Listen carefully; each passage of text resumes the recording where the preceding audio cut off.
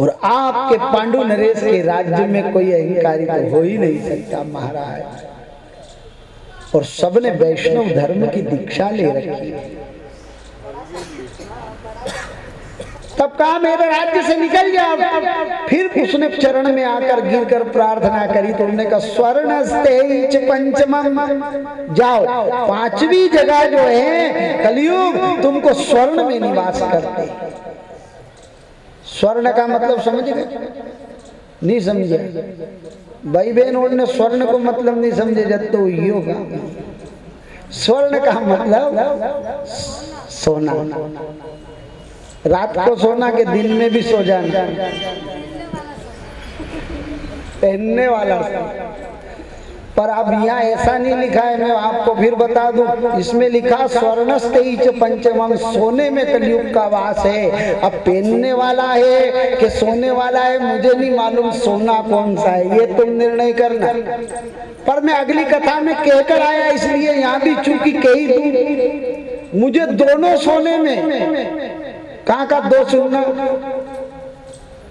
हाँ सो जाना भी और पहन लेना भी, दो ही सोने में कलयुग का निवास है।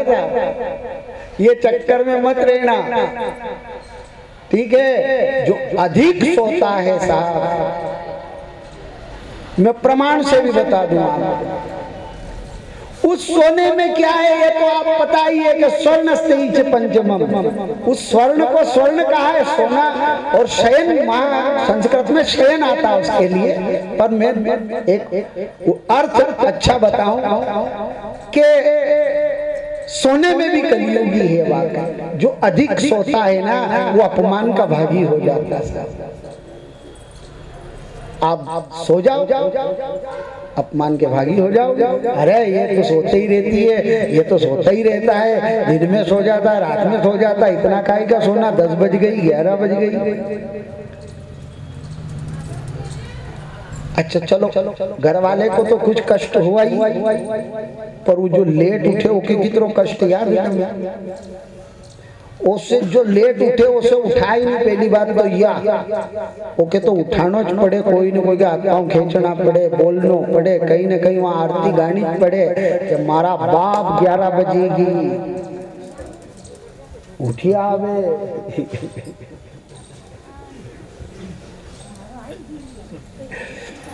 दूसरा ही उठाए, उठने वाला तो एक ही है जो जल्दी से उठ जाता वही उठता है, बाकी तो जो लेट उठता है साहब वो माथा पे तो कलजुग बैठ जाए साहब, ओके तो उठाना पड़ता। अच्छा ओके सुस्ती भी दूर नहीं होए, जल्दी उठी जाए भी तो मंदिर चलिया जाए, दर्शन कर ले, न वो बगाशी खाए न कब पकड़ी न उबन और सामने आए कहीं जा दादा भगवान का दर्शन करवा दे, नहीं कब पकड़ी और सामने दन में दूसरा भगत होन के देखे भी के भीतरे रे नहीं दो के आ भाई रे। सोने में भी कलयुग, ये बात पक्की। इसलिए अधिक नहीं सोना। अधिक सोने से क्या नुकसान है पता? आयु कम रही होती है, सोवा से आराम नहीं मिले हो, नरा के कर आराम 2 दिन तक काम नहीं हो नहीं, कोई का कने काम नहीं रहनी, उन्दन यो एक ही काम। सही बात है।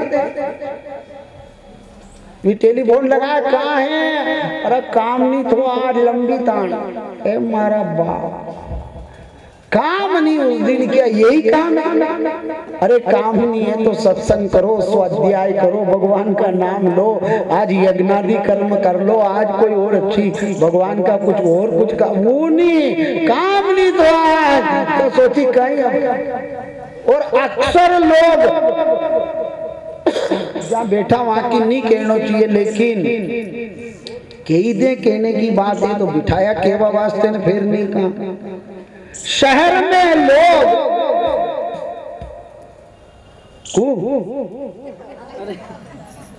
रविवार के दिन ज्यादा ही सोते हैं।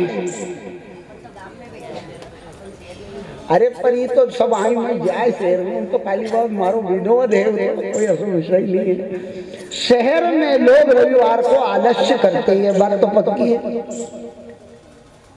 जबकि अपने धार्मिक अनुसंधान पर देखो, इस बात को थोड़ा इधर उतारो। सृष्टि का आरंभ हुआ ना, तब क्या घटना घटी? दिन कहां से शुरू हुए पता? रवि सूर्य सबसे पहले दिखा, इसलिए रविवार से दिन का आरंभ हुआ। और नुकसान इतना बड़ा भारी, अगर रविवार को अधिक सोए ना साहब तो रोग की प्राप्ति होती है, कलेश की प्राप्ति होती है, कलयुग गर्भ में आता है। रविवार को तो हमको भगवान सूर्य के लिए इंतजार करना चाहिए, कब उदय हो अर्घ दे साहब ब्रह्म मुहूर्त में। चैतन्य रूपो मयादिदेव श्रीनाथ विष्णु भवदार्यैव त्रैलोक्य चैतन्यमयादिदेव श्रीनाथ विष्णु भवदार्यैव प्रातः समुत्थाय तव प्रियार्थं संसार यात्रा मनुवर्तयिष्ये, संसार यात्रा मनुवर्तयिष्ये। प्रातः समुत्थाय, कभी भी भूल कर रविवार के दिन अधिक नहीं सोना, चैतन्य रहना, क्योंकि सूर्य सबसे पहला ग्रह है। और जिसका सूर्य बिगड़ जाए साहब, नवग्रहों में कुंडली में सूर्य बिगड़ जाए, उसको पिता, आत्मबल और सम्मान तीनों पर चोट पहुंचती है। ध्येय सदा सवितुर्मंडल मध्यवर्ती नारायण सरसिजा सन सन्निविष्ट। ये सूर्य नारायण हमारे लिए बहुत निरोध करने के लिए, रोग मिटाने के लिए, आत्मबल देने के लिए, और शरीर के कई रोग, पहली किरण जो आती ना, अगर वो शरीर पर धारण कर लो तो कई रोग निवृत्त हो जाते। इसलिए जीवन में ध्यान करो कि रविवार छुट्टी ना जाने किसने कर दी, मुझे तो पता नहीं, पर रविवार को तो उपासना का दिन है, उपासना करना। मत मानो कि छुट्टी है, आज मुझे भगवान के यहाँ पहुंचना है, ये बात पक्की है।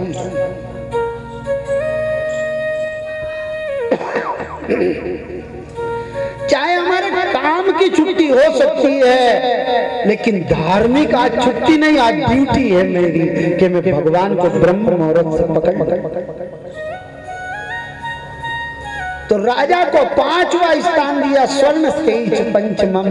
राजा सोने में, राजा ने कह दिया जा 5वां स्थान तुझे सोने। तो सोने में कलयुग है, इसलिए छोटो करनो नहीं युग के बड़ो करनो, 10 घंटा की लेनी के 6 घंटा। कलयुग को छोटा रखो भैया, सतयुग बड़ा हो जाएगा अपने आप।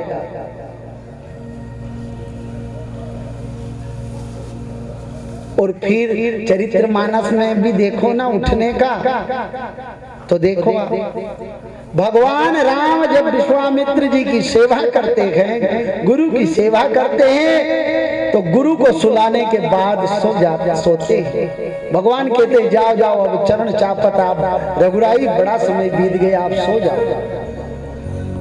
भगवान राम स्वयं जो है सोते हैं, लेकिन नहीं, अरुण शिखा धुनिकान, अरुण शिखा धुनिकान। और गुरु से पहले जाग गए जगतपति भगवान। उस मुर्गे की बाग को सुनकर के भगवान श्री रामचंद्र जी गुरु से पहले जागे। ये शब्द क्या आया कि गुरुजनों से पहले जागे? गुरुजन कौन कौन हैं? हमारे घर में किसके पहले जागना? एक नियम है, जागवा को भी नियम है, सोवा को भी नियम है। अगर मानो तो सोवा को नहीं, और मानो तो जागवा को भी नहीं। सासू ससुरा नहीं उठे उसके पहले बहू जाग जाए, समझ लो वो महालक्ष्मी है। लक्ष्मी नहीं है, वो महालक्ष्मी। अरुण सिखा दुनिकान, और जो बेटा अपने बाप के पहले उठ जाए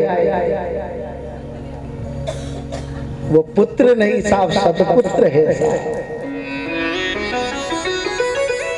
न डोकरा डोकरी दोई गोदड़ा गोदड़ी खेचे उनका, उठो रे मारा बाप, उठो रे मारा बाप है, मारा भाइयों काहे को घर।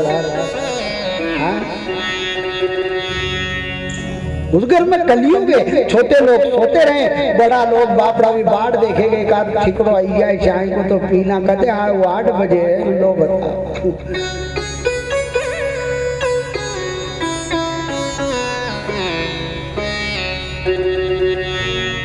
वैसे यहाँ उज्जैन में तो ऐसा नहीं होता होगा ना जी। सब पहले छोटे छोटे लोग पहले ही जागते होंगे। पूछी भी नहीं, 4 दिन हो गए मैंने, बराबर आप भी पूछ लो, पूछनी है तो कभी भी पूछ लो।